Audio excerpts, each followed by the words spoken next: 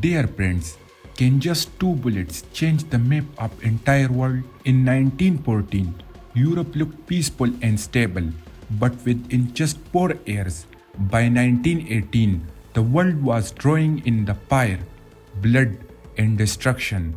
More than 20 million people lost their lives, and centuries-old empire collapsed into history.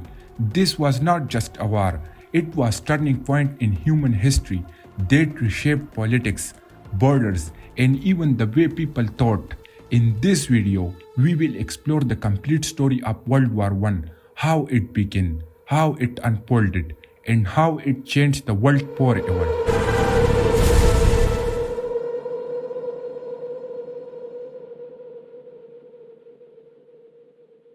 In 1914, Europe looked peaceful and modern on the surface. Cities were growing, industries were strong, and powerful empire ruled large part of the world.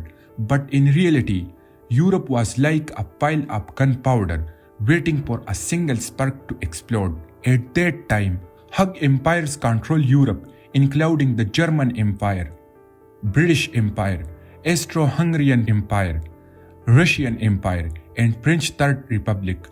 One major reason for tension was militarism. This means that countries were building bigger armies and stronger weapons to show their power. For example, Germany and Britain were competing to build more powerful warships. This naval race made both sides suspicious and afraid of each other. Another serious problem was the system of alliances. Europe was divided into two main groups. Germany and Austria-Hungary supported each other, while France, Russia, and Britain had secret agreements to defend one another. This meant that if one country was attacked, its allies would join the fight, so a small conflict could quickly turn into a hug war. Nationalism and imperialism also increased the tension. Many ethnic groups, especially in the Balkans, wanted independence.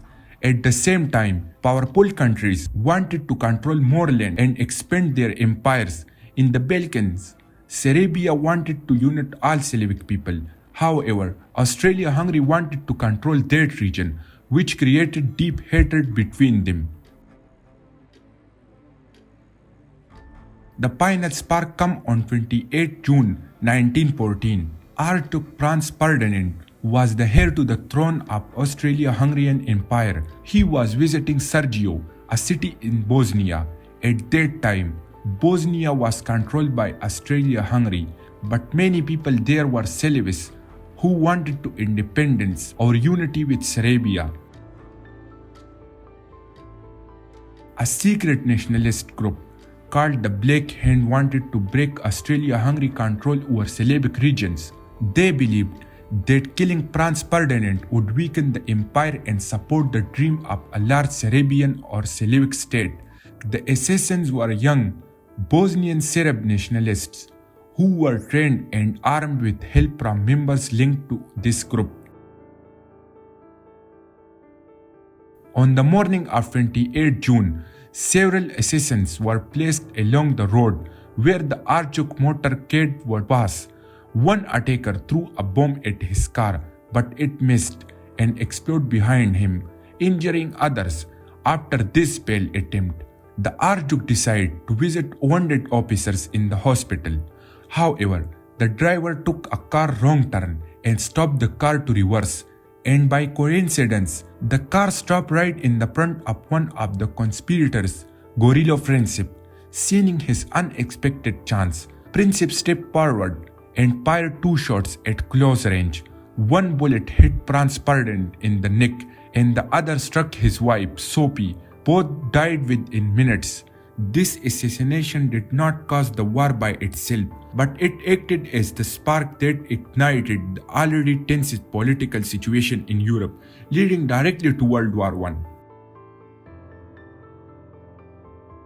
After this event, a chain reaction began. Now as the July crisis, Austria-Hungary blamed Serbia and declared war. Russia supported Serbia. Germany supported Austria-Hungary and declared war on Russia and France.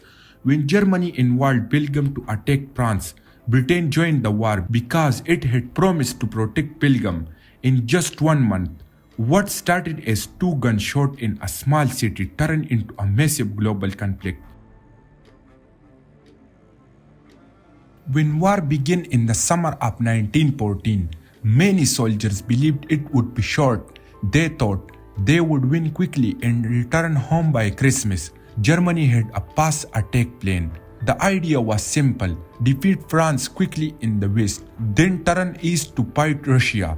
But this plan failed at the Battle of Marne, where France and Britain forced up the German advance. After that, neither side could move forward, so both armies began digging in the ground to protect themselves.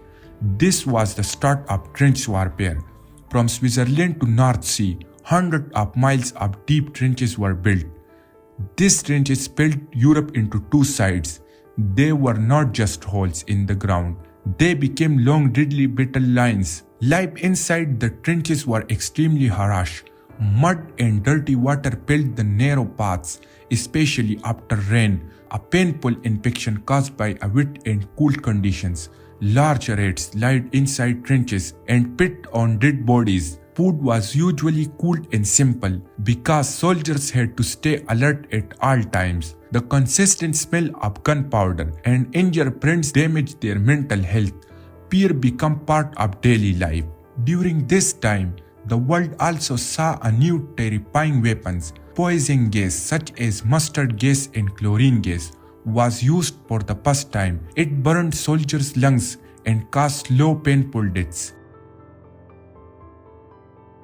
To survive, soldiers wore frightening-looking gas masks. Heavy armed vehicles called tanks were introduced to crush barbed wires and cross rough ground. Airplanes were also used for spying and fighting in the sky. Despite all these new weapons, the war did not move toward a clear victory. The destruction only grew deeper year after year. By 1917, Europe was exhausted. Millions were dead. Economies were collapsing, and it seemed like the war would never end. But in that same year, two major events changed the direction of history. The first happened in Russia. Because of hunger, poverty, and heavy war losses, the people revolted in what is known as the Russian Revolution. The Tsar was removed from the power, and the Bolsheviks took control.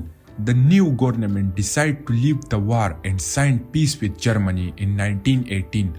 For Germany, this was great news at the first. It no longer had to fight on two fronts, east and west, and could now send all its soldiers to fight France and Britain. But Germany's advantages did not last long. In the same year, the United States entered the war. At first, America wanted to stay neutral. However, German submarines were sinking ships that were traveling to Britain, including ships with American citizens. The final turning point was the Zimmermann telegram, a secret German message sent to Mexico asking it to attack the United States in exchange for land. When this message was discovered, it shocked and angered Americans. In April 1917, the United States joined the Allies. With America's entry, Britain and France gained fresh soldiers, massive financial support, and huge supplies of weapons. Meanwhile, Germany was weakening. The British naval blockade stopped food and supplies from reaching Germany. People were starving and soldiers were losing hope. By late 1918, Germany was falling apart.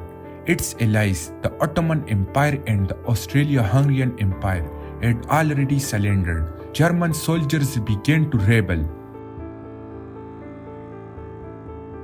Finally, on 11 November 1918 at 11 a.m., an armistice was signed in railway carriage in France, ending 4 years of destruction. The guns finally fell silent, but the cost was terrible. Over 20 million people were dead, and 4 major empires disappeared: the German, Ottoman, Russia, and Austro-Hungarian empires. However, the real consequences were still coming. In 1919, the Treaty of Versailles officially ended the war. Germany was blamed for the conflict. It lost territory, its army was reduced, and it was forced to pay heavy reparation. US President Woodrow Wilson wanted a fair and lasting peace, but Britain and France pushed for strict punishment. This harsh treaty created anger and humiliation inside Germany. World War I did not just end an era, it ended an illusion. It proved that progress without wisdom can lead to destruction, and that power without responsibilities can burn in the entire world.